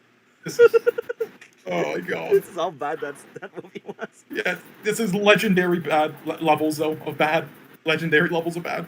The little guy is likable. When I said the little guy is the main character, I think that's the main Oh yeah, character. it is like the definition of like a 80s to 90s like child actor. That like cliche. Yeah. The grandfather, I enjoyed him a lot. The grandfather and the son team up at the end was cool, and you can really feel how sad this was for the grandfather to die for real this time. So yeah, I don't have much to say about these bad movies. Even Living, even if it's not really a bad movie per se, I don't have much to say. So, except if you have more to add to Troll 2, I'd suggest we can move on to the score of Troll 2. Oh yeah, I mean, all I have to say is, yeah, if you ever have the free time, definitely watch Best Worst Movie on YouTube. That documentary about it is hilarious. But yeah, this is just a hilarious mess from start to finish, and I love it. Every scene is like perfect meme material, just how bad it is and how hard they try to be funny. It is just so hilarious. To me, this is a masterpiece. Now, not to make a film, and I love it. And yeah, definitely recommend watching it. I give this a 0 out of 10, but in the best way possible. So I gave this movie a 3 out of 10. And I think it's a sincere one, and it's, as I said, it's higher than Wakanda Forever. Wakanda Forever was a 2.5 out of 10 for me, and I was generous because I added points to Wakanda Forever for the likes. Usually I don't do that. I do that only when the episode is really, really bad. I actually did that for Gotham Knights. That's like, when I do that, things are really getting bad.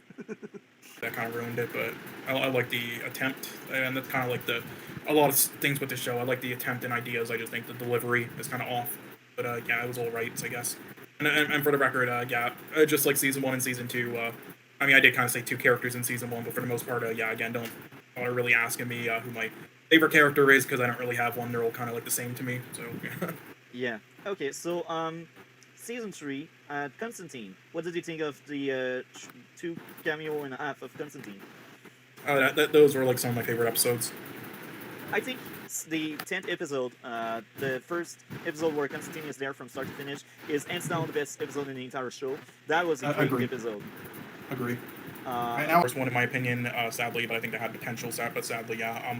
And basically, I think there's worse ones overall than the pirate one. Like I think you could definitely say the 14th one would be worse, or the 7th one as bad. But the reason why I'm bringing up the 12th one as another one of my least favorite out of the 2, though, is because once again, just like the second, the wasted potential, I think, was huge, and it looked visually so ugly, which is inexcusable with the topic. Like, they should have made the cinematography should have been like #1 priority. But then also, it gave me bad flashbacks to all the fucking episodes in season 1 and season 2 that they fucked up so hard that are similar to it, that that pissed me off. And so yeah, that's why I'm saying episode 12, even though there's probably worse ones. But yeah, that in episode 2. That's funny because I also think episode 2 was really bad and it was wasted potential, just like what you said. I think a worse episode for me outside of episode 2 would be the freaking episode where Ellen Hunt. The Ellen Hunt episode was godly terrible. It's one of the worst thing I've seen. It's parody for the sake of parody, but it's not a good parody. Another really bad episode this season would be the one with Elvis. I think that's 14. Maybe it's not 14. Maybe it's 15. I can't remember. But you know which episode I'm talking about, right? The guitar, the Elvis Presley rip-off thing. Do you know which episode I'm talking about? Yeah, I know which one you're talking about. Yeah. I think that one was godly awful because it was a freaking musical, and you know how I feel toward musical. Now, I think this season was really good because of Constantine. And how did you feel towards Zari, the new character in the cast? I mean, just like the other new character in season 2, it's like they add new characters, and it's like they add, in my opinion, they get added and they do like a few things, but then afterwards they're not really, they're just indifferent. They're just whatever. Again, just like all the others. Felt any chemistry between Nora and Ray, or not really? I don't know. The chemistry kind of lacks throughout this entire show in general, so I didn't really get it, but. So, yeah, I think we did cover a lot of ground. I did a review anyway, retrospective, I did everything, so I did cover it a lot. I thought this third season was better than the first one, and clearly better than season 4 and upward. It was, however, weaker than the second season, I think. The third season had a lot of filler episodes in it. I feel like we had 17, I believe, or 18 episodes. I feel like maybe 4 episodes or 5 were filler. And it's a bit sad, because you don't have that many episodes and you waste time with filler. So that's all I feel. Some of the humor don't land anymore. Um, some of the character don't use their power that often anymore, and it's a bit sad. What did you think of Eva, the new character, the new love interest for Sarah? Uh, whatever. It was whatever. I didn't really care. Okay, so By the way, why is it that every single episode name is just like it's like a parody title of like different films or shows? Like what? I don't get it. there's a lot of pop culture reference, I think. Yeah, and I can notice it just in literally every episode title. I notice it's a title of a film or a show, but they then just rearrange one word. Yeah, but I think they drop a lot of Easter egg in the episodes and a lot of reference. Maybe that's the Yeah, I idea. guess. Yeah, but it's just whatever. It's get kind of repetitive at a certain point. Whatever. Yeah. So what would be your grade out of 10 for this third season? Around the 6, I'd give it. Oh, that's interesting. So I gave a 8 out of 10. My issues really cripple this season a lot, and this is funny because each time I've rewatched this season, the season got a little bit worse, but it's still very good. For me, like 8 out of 10 is good. 9 would be great, but 8 it's really good. It's more than just average, and I think it's well deserved. So Constantine, you are the best part of the show, and Zari, great new team member. Wait to see Zari in season 5, how terrible the character is. So yeah, he is entertaining. He is probably the only good character in the show. Duella double cross when she betrayed the team. At least they did plant the seed, so it was somewhat smart. I say somewhat because Yeah. don't give too much credit to these writers. I admit, I did laugh at Duella saying Turner was dumb to help her out. That's at the end of the episode. Boyfriend I mean, helping out. did you at least? Sorry, continue. No, continue. No, I just wanted to quickly say, did you think the tone wasn't terrible in some scenes, like in between the shitty music, like when there was none? Do you think the tone was at least better than usual? I will say this. The fight scenes were not as awful as in the first episode. It's not in my likes or my dislikes. I just didn't care. Okay, fair enough. Anyway, sorry, Because continue with the boyfriend character. Look, you remember last week all I was ranting and complaining about the fight choreography and how terrible this was? Yeah. This week, it wasn't great, that's why it's not in my likes, but it wasn't anywhere near as bad as last week. So I feel they did improve a little bit the fight choreography. But it's still not good enough. It's still not something I liked. Delivering those lines in the courtroom and to the judge while slamming the gun down, it was so over the top in a bad way to me. That's why I him liked as it. Yeah, I didn't like it as much, though. I thought it was cheesy in a bad way, but then him as actual Two-Face, I did like in his lines there. So where would you scale the Gotham Knight RV then? Honestly, around 4th, which is there's been like around 8, so 4 is really good. I've actually been really enjoying him so far. That's good. He is one good thing about this show. I will say this. Yeah. Like they nailed that character. It's shocking to say that from the Gotham Knight show, but Yeah. they But nailed anyway, that what else character. did you have to say, though, with, you were gonna say something about the boyfriend character? I got 2 other likes. The boyfriend helping out Turner in the end. I can't remember. Boyfriend helping out Turner in the end. Oh yeah, the boyfriend of the girl that was annoying at first, and then he cannot accept going in jail for his girlfriend. Like I thought that was fine. That redeemed a little bit that atrocious And what was character. your last thing? My last thing was Robin taking off a page. Now, I like that because that shows how much respect she has for Bruce. But here's the thing. It can go wrong if this is a reason to have some drama about lies and trust. And I'm scared this will happen. When Turner finds out, it will be all crazy ape shit at Robin for doing that. And this will bother me a lot. But in this specific episode, I'm fine with it. I'm like, that's fine, because that showcased that Robin does care a lot about Bruce, and Bruce didn't want Turner to learn about that. So these are my thoughts. I guess we can move on to the grade and the closing thoughts on Gotham Knight. Yeah, I guess we'll give it like a 2 out of 10. So it wasn't a 1 out of 10 like last episode for me. I did not hate it as much. And I don't know if I'm being too harsh with the 2 out of 10. Again, it's really hard to grade and judge, like, if my brain has just gone so swollen with these bad She-Hulk and Gotham Knights episodes and shit where terrible but not 1 out of 10 quality is somewhat watchable for me, at least now, or what. But yeah, so I'll just give it 2 out of 10 to be safe. But yeah, there were some redeeming things and some things that had potential, but overall it still fell completely flat for the most part. So yeah, but again, this is a laughably this is a laughable show to watch in all the bad ways, but as a kind of a guilty pleasure though, with how it is so bad, it's so terrible. It's kind of fun to watch. So I guess that's where the watchable aspect comes with this show. I guess not because it's somewhat decent like other CW shows that are better. So yeah. Anyway, what's your rating? So following my grid, it first had a 5 out of 10. But as I said earlier, the more I thought about it, the less it was a 5. And then I marked down loses 2 points because of the dialogue and the contrived story. Now, you know what's contrived. The guy teleports if he doesn't have a twin. Yeah. And if he has a twin... So would that make it around like a 2.5 maybe? No, the final score is a 3 out of 10. Okay. And yeah. this is an improvement. I expected a 2.5 because I thought you were knocking off some points for no, it's outside of the other 2 points for the dialogue and stuff. Actually, that could be a thing. But here's the thing. This episode was better than the first one. I will agree with you on that. It was. The first one was a 2 out of 10. So for me, like, I think a 3 is... For me, it was like a 1.1 out of 10. In time, trying to fix this mess up. And Constantine was always depicted as a really smart character, and he is able to man up. He's able to assume the cost of whatever happened. But in this episode, it's like they didn't consider that at all. The writer, they didn't know or understood Constantine. They just wanted to have Constantine being the main character, but they didn't want the character himself. They just wanted the actor to go through that adventure. And this pissed me off so much. That was, I believe, episode 8 or 9. That was one of the worst episodes in the entire show, because I felt like that was a character assassination of Constantine. Now, I don't know if you're back. If you're back, I'd like to have your take on that. I'm really curious to see what did you thought of the Constantine-centric episode where he kept traveling back in time, trying to like patch up things with his previous lover and stuff. So keep that in mind for when you're coming back. I really want to have your take because you have seen the same thing as me. And I think you enjoyed Constantine in the 3rd season. Maybe I'm wrong. I know you did enjoy the character in his show, even if his show is not that great. Oh no. His episode was the best in that.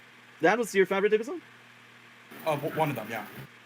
Okay. But yeah, in season 4, did you like the episode centered around him when he kept traveling back in time? Honestly, for the most part, yes. It was still not. Still the one of the weakest episodes of Legends of Tomorrow in season 3 is still not too far off from the best 2 or 3 episodes in season 4, including that one, because it's that much of a downgrade the seasons are starting to become since season 4 now, as you said. But that Constantine episode, but overall yes. If it was just another Constantine episode like in season 3 though, then probably no, because of how the other episodes were as well and written with all the other characters. But because it's kind of just completely centered around him almost with that stuff. I would say yes, because it was kind of just like a one-man show for the most part with him in that episode to me. Yeah. Also enjoy Nora, because Nora changed a lot since season 3 because of Ray Palmer, and yeah. I enjoyed that. Now, my really big issues with this season is the Mona character. What did you thought of the Mona character? The girl that feeds the animal and that falls in love with one of the creature. Didn't really care. So I hated the guts out of that character, and I feel like that's just an insert of one of the writer. One of the writer wanted to be in the story, and that writer created Mona, and Mona was obnoxious. Oh my, I could not stand her. Like, that's funny because I did a tier list of every episode of Legends of Tomorrow, and at some point I was like, I will make a rule: when Mona appears, you're F tier automatically, and most of season 4 went to F tier. Like, it's that character is the worst thing of the Arrowverse. It's the worst character the Arrowverse created. She is worse than Felicity, or however you say her name. Yeah, Felicity. Season 4 Felicity was bad, but she was better than Mona. Mona You said it was like the worst character prior in like Arrow and the Arrowverse, so this character is even worse. Yeah, and even if I dislike Allegra, in The Flash, I still think Allegra is better than Mona. Mona is just, bruh. Well, honestly, you shouldn't even put her in a F tier. You should just put a tier below F tier that just has her name as a tier and then put her in it. Mona tier. Fine. It was emotional, the father death and stuff, and the relationship was good. It felt like a father and son relationship. It's also funny how they want us to have a shapeshifter, but that shapeshifter doesn't shapeshift. Amazing, right? It's Legends in a nutshell. You get a character with powers, but you don't let that character use their powers. So yeah, that's Legends 4th season. For me, it was really bad. It was the first of many bad seasons in a row. Yeah, for me, this is a At best, it's a 3 out of 10, but it's probably even lower than that. We have the same grade. I gave that season a 3 out of 10. It was really bad. I remember Even then, giving I feel Shield like I'm being, around the I 3 feel out. like I'm being too nice though with a 3 out of 10 rating, but I'll leave it at that for now, and maybe I'll change it later on. But yeah. Yeah, like season 5 is worst. Like much worse. And it's funny how season 6 is universally hated by most people. This is very funny because even the core fans that will like any trash TV, they didn't like season 6. But this is funny because I feel like season 5 and 6 are equals. And season 6 had one good thing, and that's the Constantine storyline. That's like the best thing about season 6, but it doesn't salvage the show at all. Yeah. And I will say this, there's light at the end of the tunnel. Season 7 is better than 5 and 6, but it's still not really good. And also, I will add in the topics for next week. Crisis on Infinite Earth. That's the next crossover. We will not cover Season 5 of Legends yet, because Season 5 of Legends picks up after a big crossover, and this is Crisis on Infinite Earth. It's like the sequel to Elseworld, the crossover we covered last. So I will send you the list of the episode you will need to see. This is 5 episodes. I think you will be able to. Just remember to send all the episodes in order. Yeah. As well, but So like also- again, if you're able to try to like maybe position them like in the text in the other message above, because I think that's easier for me to read instead of them on like one line. sense because she was able to compete with John because John was already crippled and injured. This is all you do it, everyone. You don't place a 90-pound woman facing off a killer like John Wick. If John Wick is LT top shape, you don't do that because it doesn't make sense. It won't add up. But here in this scene, it did add up. It made sense that she could be an actual threat because John Wick was already injured. Next up, funny, the priest. The priest was hilarious. John burning the money. The girl waking up, and here again, the girl was able to overpower a man because she was smart and she took him by surprise. So that was really good. Here again, when they involve women in fights, you need to be smart about it, and they were. Because when I see God on Night first episode, I'm like, what are they thinking? How is it possible? How do you want me, the viewer, to believe in what you show us? These 90-pound women flipping 120, 160-pound people, 200-pound people, you know? It doesn't make sense. But in this movie, they were clever, they were smart. The girl was smart. Willem Dafoe being, at the end, an ally for John Wick. Like, that's funny because at first I was really worried that Willem Dafoe would really take seriously the 2 million and kill John Wick. I was glad in the end he was an ally because I was like, oh, John Wick will survive if his sniper is after him. Because that was the worry. That's a mislead. They let you think because Willem Dafoe is like, oh, okay, I take the job for 2 million. But in fact, he doesn't really do it. He betrays the bad guy and he helps John Wick throughout the movie. I thought that was genius. That was really smart. Because if you really place a sniper after your main character and your main character doesn't know there's a sniper, it's impossible to deal with that in a smart way. But here, that was smart. It was actually an ally. And you want an ally with a sniper. Franchise though, there are like action scenes like in public, like in parties or in like malls and shit like that, and like shooting people and stuff, and so many of just like the people in the background are just going about their day like video game NPCs. They don't even react to it or like don't run away and shit. Yeah, and it's kind of like a funny nitpick. I want you to like. I actually thought about it when I was watching, and I didn't place it in my dislikes because I kind of found a defense on that specific moment there. It was very loud. There was a lot of music. People were dancing, and the music was covering what was going on. So yeah, well listen, throughout the franchise, there'll be many moments like that, and you can decide with each scene, you know, and with how the people react or don't react around it, you know, if you think it's natural or not. And it's up for you. It's up for you to decide. At some point, they also realize there's a shooting, and people start running away and leaving. That's the thing that actually happens. That's another reason why it wasn't my dislike, because at some point, some people do realize there's a firefight, and they just leave and run and evacuate, you know? But that's only this movie. I don't know about the others. I haven't seen the others yet. But the others, if I notice that for sure, I will point that one out. But as I said here, I feel like there's a defense to it, and at some point, people do leave the place when they realize there's a shooting. No, again, it's fine. Again, take as long as you need. Yeah. I was just interested, you know, where you're at. It's still in my computer. I still have it. Again, take as long as you need. It does not matter. You know, take as long as you need. I was just, you know, was interested because it was a little while since I heard about it. So yeah, but yeah, it's still a project. One day I will finish it. So this will be a great thing to cover once I'm done translating. Yeah, what will come out first, that or Half-Life 3? Probably Half-Life 3. I don't know. No. Half-Life 3 is never coming out. Oh, okay. So maybe I will actually try making some progress next weekend. I will start by watching all of the movies I haven't watched, and then I will do some work of translation. I almost forgot about it. To be honest, I almost forgot about it. It was still somewhere in my mind, and I know where to find it because I did finish 4 episodes or 3 episodes. Can't remember how many episodes exactly I finished, but it was somewhere in my mind, but not on top of it. You know what I mean? It's like it's in a compartment. So yeah, 9 out of 10 for John Wick. So I guess we are in the outro now. Any closing thoughts on any of the topics we covered today?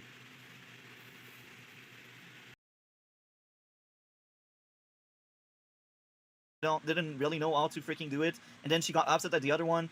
I was laughing my butt off, but not for good reason, because it was terrible. I was like, bruh, what am I watching? Why? What is going on? Really, what is going on? Why is she screaming at the other if they are saved? Like, she saved the day. That was stupid. Yes, I agree. But why are we getting that scene? Did you just wanted them to just let the bomb go boom? Why are you upset about, yo? They needed to pad out the runtime, right? To have some imaginary conflict. This is what they will do. They start like arguments and conflicts in shows or movies, that make no sense because they don't know what else, how else to start it. So they just out of nowhere. Sort of like in the first Suicide Squad movie, how that starts with characters and then how they randomly for no reason just comes to terms and teams up at like after that bar scene, and even though they've learned nothing and it was not earned at all. Sort of like this. I'm thinking of it like this. Yeah, but hey, I mean, did you like Harley Quinn Jr. in this episode? Oh, sorry, I mean Joker's daughter. My bad. I'm looking into my notes. Actually, at one point I say I will admit the Joker daughter is funny, but I said it once. So either I didn't care, Where? or she's there for comic relief. Yeah, what scene did you laugh at? Because I can't find any. I can't remember, dude. It's like the worst character ever. It's the first thing I watch in my week because I want to forget about that. And I'm like, I rely on both of you to just remember what happened, So yeah, like this is the equivalent of like an angsty teen character from like some coming of age story that blended in with Margaret Robbie's horrible, I'm so quirky and random Harley Quinn character from those DC movies put into one character. And this is what you get. This is like the worst character I've ever seen in my life. It doesn't make sense that these small women can just flip people like they are lightweight, I mean, in some cases it can be realistic. I mean, it's fine. Like, and if they, in certain like how they're constructed, like I didn't have a problem with it in a Bullet Train because I thought how it was constructed and considering the character, that was also part of the joke of the character, how he's not like the strongest or anything, but good with like guns and stuff. Don't also just like lucking out, like was just like blocking shit, and then just like people stabbing each other by accident while he's just like standing there, and also how he wasn't trying to kill most of the people there, so it works in that that time and other times, but then in other instances, it doesn't make as much sense at all. But but this is one of those times where I guess you're right there. Like, I will give another good example of good fight choreography. In John Wick 4, the girl, the biggest fight scene she had against many opponents, she didn't overpower the guy. She was just faster and smarter than the guy, and that's why she won her fight. And this is the kind of fight I want to see. Like, if they place women in that kind of situation, make them smart, because women are smart. And they can use that as a tactical advantage. I don't see the point of wanting to emulate men so hard. Like, women have their own strength, Like, it doesn't need to be physically or physical, I know a lot of women that are really, really smart, and that's their strength, And that should be more placed into scenarios and stuff like that. Because you can be smart when you have a fight. You use tools, you use stuff like that, and it makes more sense than just, oh yeah, I'm 90 pounds and I can, like, deadlift someone heavier than me. It's not for nothing that when you go in a ring for box or whatever the fight style is, there are weight classes. Because if you're out of your weight class, even if it's men on men, the lightweight guy will most likely get crushed. Let's be honest there. So when I see some fight scenes, like, it's unbelievable. But here, Gotham Knight did it good for once. And I will say this because it was well done for once. And now I just wrong page. For once, it was well done, and that's a big like for me, because for the first time I'm like, they did it right. And now, or you, or the average man, I know that, but it's specific woman, it's specific people with body type, and they worked on that. So when CW does that kind of stuff where a 90-pound girl just lift men like they weigh nothing, doesn't make sense. So, yeah, I'm pretty much done about that rant. What were you about to say, Cole, before we move on to DC? I was just gonna say, like, I'm kind of in agreement with you though with this episode where there's not many flaws as like maybe episode 1 and episode 2, but the reason why it still gets such a low rating for me, again, maybe it's more of like a 3, maybe or something or higher. Maybe I'm like being too harsh, but the reason why it still gets like a 2 out of 10 for me is because not only does it still do almost everything bad, even if it's not as bad, but this was kind of just like a nothing episode. Like it was, like you could say the same thing with parts of episode 2 as well, but this was literally just like filler and Yeah. like things we kind of already touched on, and it's just like conflict happening throughout the episode for no reason, and does not move along like the plot of like what the main overarching story of this is supposed to be about, which is also what Legends of Tomorrow also kind of turned into in other shows with CW. So yeah, because of that, that's why it's just kind of pointless. But although this is kind of a trend with a lot of episodes this week, though, with me kind of just not caring as much in comparison to other episodes, even if they're not as bad. But yeah, we'll get into them. So, DC, what is your grade out of 10 for this third episode of Gotham Knights? I'm thinking either a 9 or a 10. Probably a 10 because my only issue is just a nitpick. Even then, it's not like a well, you could make it like a 9.5 or like a 9.75. I guess a 9.5. Or if you feel like it's a 10, you can give it a 10. That's fine. Mm-hmm. That's your opinion. That's well, like a 9.5, a 9.5 or 9.6 can still equal a 10. It's just as precise rating, and it still rounds out to a 10. I guess a 10. Okay, so these character, the seeds of her friendship was the admiration she had for Kara in the Supergirl TV show. So when you say you make Dreamer say, "Oh yeah, Iris, I always wanted to meet you," and stuff like that, it makes your dialogue laughable. It makes her motive to get in touch with Iris so bad and forced because you undermine the premise of Dreamer. Now, I know you have seen Supergirl, DC. Am I right? Do you remember enough of Supergirl to say I'm right, or am I wrong? Yeah. Maybe I'm wrong. Yeah, you're right. I think there were moments. I think Nia had Carl as like her role model. I literally forgot about that until you start bringing them up. But yeah, I remember in season 4, at least early season 4, before Nia has discovered she's an alien, she always looks up to Kara. Yeah, and she wants to impress her, and she does everything she can to help out. And she had that sleeping issue, and she didn't really wanted to share it, but she was embarrassed and ashamed by it. And like the scenes between Dreamer and Kara were great scenes most of the time because Kara is like, I'm just a normal person that wants to do the best she can. I'm not that impressive, because she was kind of humble as Kara, at least for most of Supergirl TV show. As Kara, she was humble, and she didn't wanted to make a big deal out of stuff, and that's one of the reasons why Kara was so likable, because she's that tank that can do anything, and she doesn't take that for granted. Is terrible. This week was a boring week, and just like what you said, DC, it's not about the Flash, it's not about Barry, it's about Iris. And Iris was fine in season 1 and 2. She was actually great in season 1 and 2. But after season freaking 2, like, starting by season 3, she just became the damsel in distress. And season 9 actually did decent work with Iris for most of it so far. I think this was her best season since season 2. But, I mean, you don't need that kind of episode there. He, like, just gives Iris good material, and she will lift herself up. She will not need, like, other people approbation and stuff, if you know what I mean. So, yeah, these are my dislikes. Now, it's not that many dislikes, but they do have a huge weight. Is it a good episode? No, it's not, because these issues are just really heavy in the balance. And it's issues we had with The Flash for now many seasons. This is like a perfect example of why I think Eric Wallace wasn't a good choice to become showrunner. But hey, he was. What can we do? Any other issue guys would like to share and add and stuff before we move on to the likes? I guess it's a no. Yeah, I don't have a single like. Yeah, I guess. Sorry, I'm checking something right now. So you don't have a single like, DC. That's interesting. Okay, I will get that. I get that. Okay, and you, Cole, do you have any things you liked?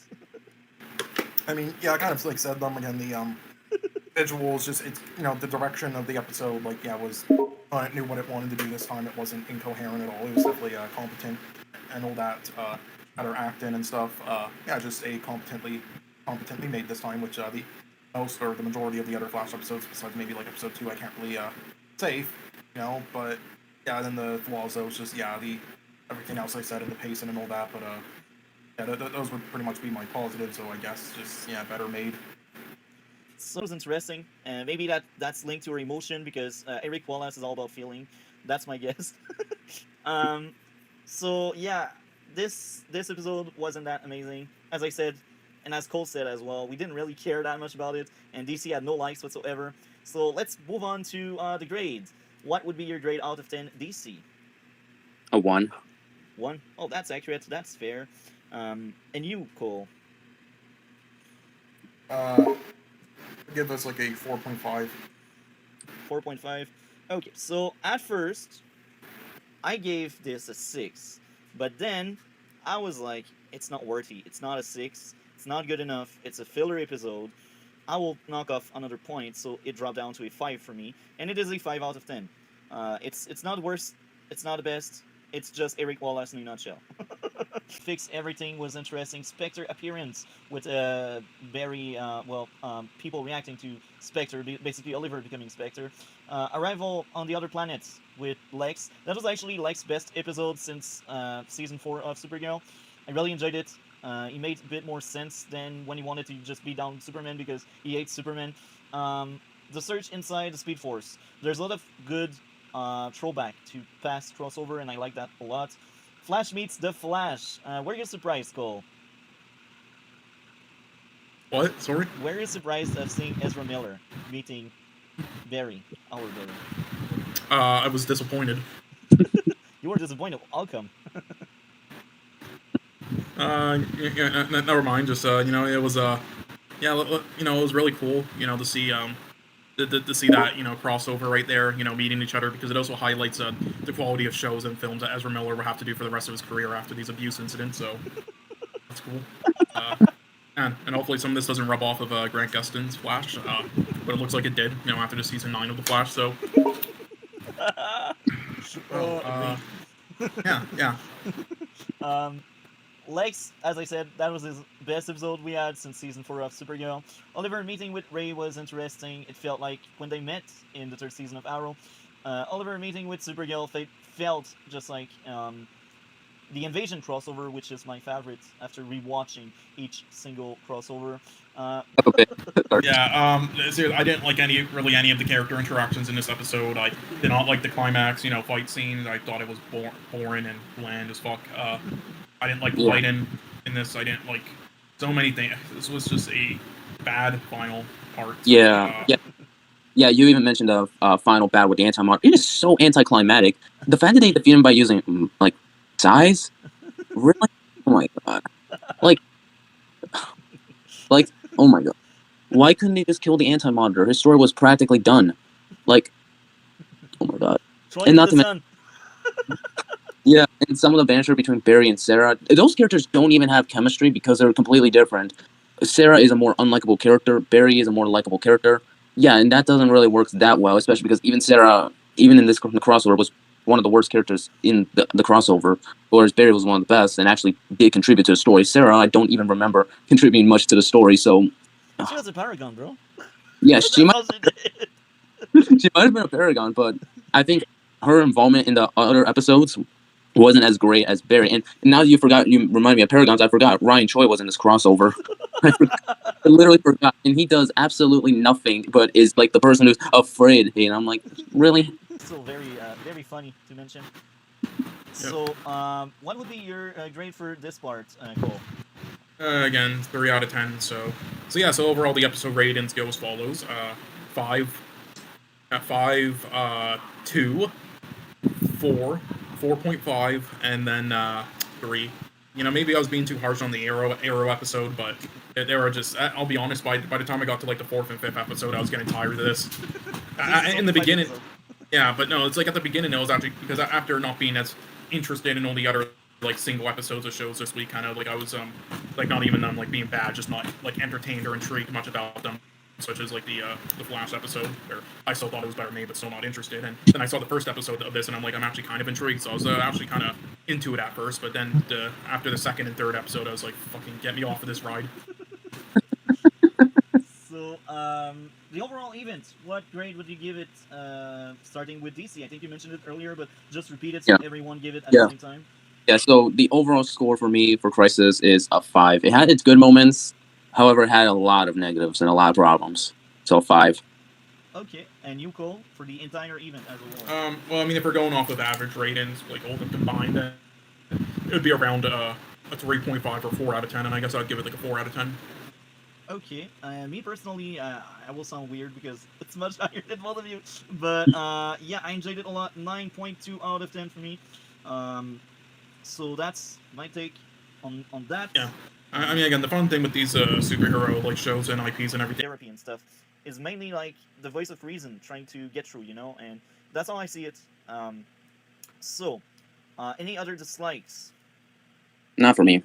I guess Cole also pointed out his own. So, my only issue with this episode, plot convenience. The place they went into hiding had blood, and that blood mattered for the bigger plot. Yeah. So, what Oh, if... also, I'm gonna say one other thing. Actually, my bad, but just also to carry on with what he said about the predictability of like where this episode's gonna go the whole way through. Yeah, again, the climax scene when they went to that area. Yeah, it was just so predictable. Everything that would play out, and it made it a little less interesting. But yeah, that's all. So yeah, the one place they went into hiding had the blood, and the blood is like some kind of plot device for the future to try to figure out what's going on, what Bruno Mannheim is doing. And you know me, when I see plot convenience like that, I point that one out, and there's the plot convenience there. And it's also very convenient that there was no radio coming out or in or whatever, and she wasn't able to call Superman. So yeah, now, I had a lot of likes because I did thought this episode was amazing. It was a much better episode than the first one. Not as good as the second one because the second one I had no issue. But here I am. The Nightmare. I just like the General a lot. The father of Lois is amazing. It was a great casting. Cal and Sarah dinner. It felt like a father having a good dinner with her daughter, his daughter, I should say. Clark having the same nightmare again, showing more of him being scared. And I feel like this is probably the last time we will see that nightmare. And sometimes when Flash repeat that kind of stuff, I criticize it because I don't think it's well done. But here I see the point. They want to tell us without telling us. They want to show us that Clark every night has that nightmare instead of just telling, "Oh yeah, I have that nightmare every night." So I'm glad they show us instead of telling us. What's your take? I would hope maybe they mix up the style a little bit eventually. Yeah, I'm on board with you. I fully agree. Next up, John Henry Iron reacting to Natalie wanting to give the watch as a gift to Lois. I like that a lot. It felt real. Lois being stubborn, like not going at her second meeting, that was good. Cal meeting with the general, Lois and Chrissy in the freezer. Even if I didn't like the plot convenience, I liked the scene they had. The kids, the whole fight sequence they had was amazing. Superman arrival, fight versus Mannheim men. John Henry Iron arrival was amazing. I like so much John Henry Iron. He is one of the best supporting character in any superhero TV show. I think he is one of my top picks. The closest one for me would be John Diggle from Arrow, and I feel like John Henry Iron won't be massacred because the writers are really good, and they massacred John Diggle a few times in Arrow throughout the 8 seasons. But yeah, let's keep going. Emotional talk. Everything related to the cancer storyline felt real and good. Always. Starting with Cole, what would be your grade out Yeah, of 10? again, all of them have been in like around the 6.5 range for me so far, and this hasn't changed. But yeah, for different reasons. But yeah, so far it's looking to be a very good show though overall. So yeah. And you, DC, what would be your grade out of 10? 5.5. Again, it's not a terrible episode, but I just don't know how to really feel about this one. And it isn't like amazing either. It's kind of in between. Again, with this show, I just don't really know what to really think about. Maybe it's time, but yeah, I mean, I hope I can like it, but I just don't really feel about this show. Yeah. That's just my personal. That's fine. Yeah, at this point, I wouldn't. I don't think that I'm going to be too sad if when the show doesn't get renewed for another season. But I hope they at least get everything done in time that they're touching on with characters because they're probably not going to have much more time. I don't know how many episodes the season is supposed to have, but they better get to it quickly. I don't think they're going to have time. Oh fuck. I think it's 15. Well, season 1 and 2 were 15. I suspect season 3 will also be 15. Yeah, I don't think they're going to have enough time because I think there's still going to be new characters introduced. And I don't think they're going to. Whatever. So I'm the only one that really enjoyed the crap out of it. I gave this episode a 9.7 out of 10. One of the best episodes the show had so far. Probably top 10 for me. Well, top 10. Maybe more like top 8. So yeah, any closing thoughts before we move on to Legends of Tomorrow Season 5? For me, no. But if DC has anything else to say before he, I guess, leaves, because I don't know if we've seen that season. No, he hasn't. He Yeah. knows about it, but he hasn't seen it. Yeah, I would still stick around. And besides, you guys have watched one of the movies was Fight Club, right? It's next week, Fight Club.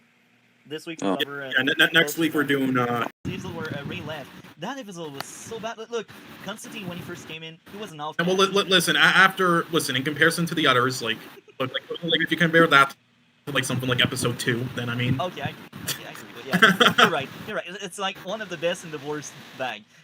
You know what's funny about this season that is so bad?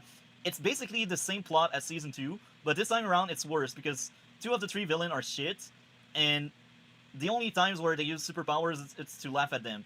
Remember when Nate was using his power because he was a superhero, and now he uses his power because he wants to get hit by a plank of wood in a party when everyone is drunk. Mm-hmm.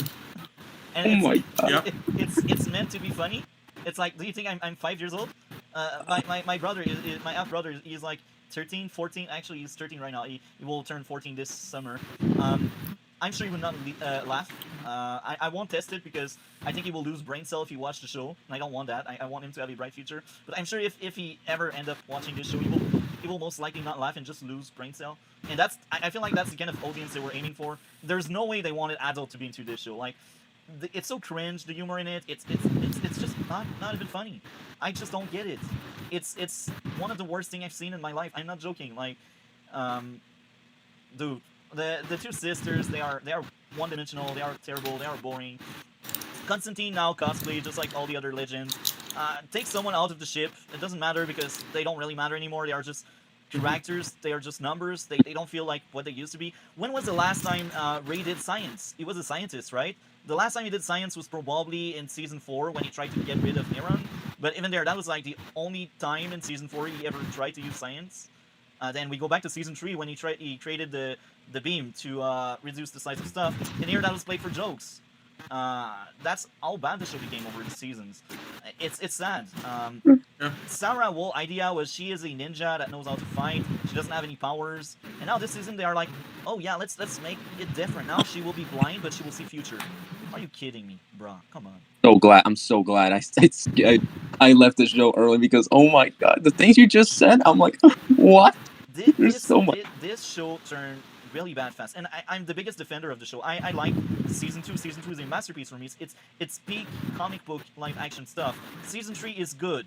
It's nowhere near as good as season 2, but it's good. It's watchable. Like, if I rewatch the show, I will only rewatch these 2 seasons. First season is mediocre at best, but at least in the first season, I enjoyed what they were trying to do. Here this season, I just don't like what they did with the show.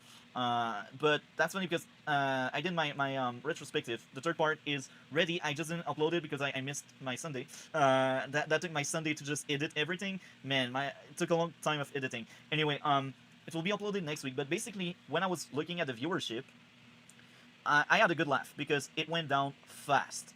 Season 4 and 5 had like really low number considering how it started. It was like 0.4 million, 0.5 million, and they maintained that until the show ended.